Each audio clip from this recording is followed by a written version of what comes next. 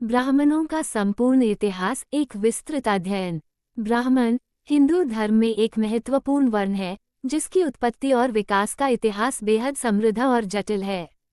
ब्राह्मणों का इतिहास भारतीय समाज और संस्कृति के इतिहास से अटूट रूप से जुड़ा हुआ है।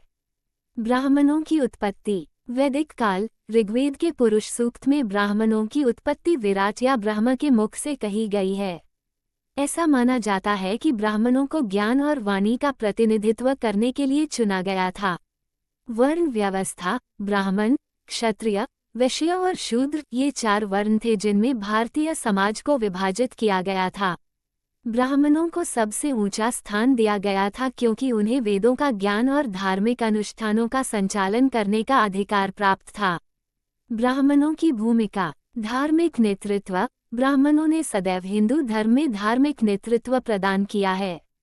वे वेदों के ज्ञाता थे और धार्मिक अनुष्ठानों, यज्ञों और पूजाओं का संचालन करते थे। शिक्षा। प्राचीन भारत में शिक्षा का प्रसार मुख्यतः ब्राह्मणों के द्वारा ही होता था। उन्होंने वेदों और उपनिषदों का ज्ञान लोगों तक पहुंचाया। समाज सुधार। ब्राह्मण समाज सुधार के कार्य में भी सक्रिय रहे हैं। उन्होंने समाज में नैतिक मूल्यों का प्रचार किया। मध्यकालीन काल में ब्राह्मण राज दरबार। मध्यकाल में ब्राह्मण राज दरबारों में महत्वपूर्ण पदों पर नियुक्त होते थे। वे राजाओं के सलाहकार और पुरोहित होते थे। समाज में बदलाव। मुस्लिम आक्रमणों के कारण भारतीय समाज में कई बदलाव आए। ब्राह्मणों को भी इन बदलावों का सामना करना पड़ा। आधुनिक काल में ब्राह्मण सामाजिक सुधार आंदोलन। 19वीं और 20वीं शताब्दी में ब्राह्मणों ने सामाजिक सुधार आंदोलनों में सक्रिय भूमिका निभाई। शिक्षा और करियर। आज के समय में ब्राह्मण विभिन्न क्षेत्रों में कार्यरत हैं।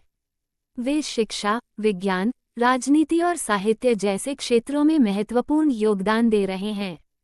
ब्राह्मणों की विविधता। भारत में विभिन्न क्षेत्रों में रहने वाले ब्राह्मणों की अपनी अपनी परंपराएं और रीति रिवाज हैं। उदाहरण के लिए, दक्षिण भारत के ब्राह्मणों की संस्कृति उत्तर भारत के ब्राह्मणों की संस्कृति से भिन्न है।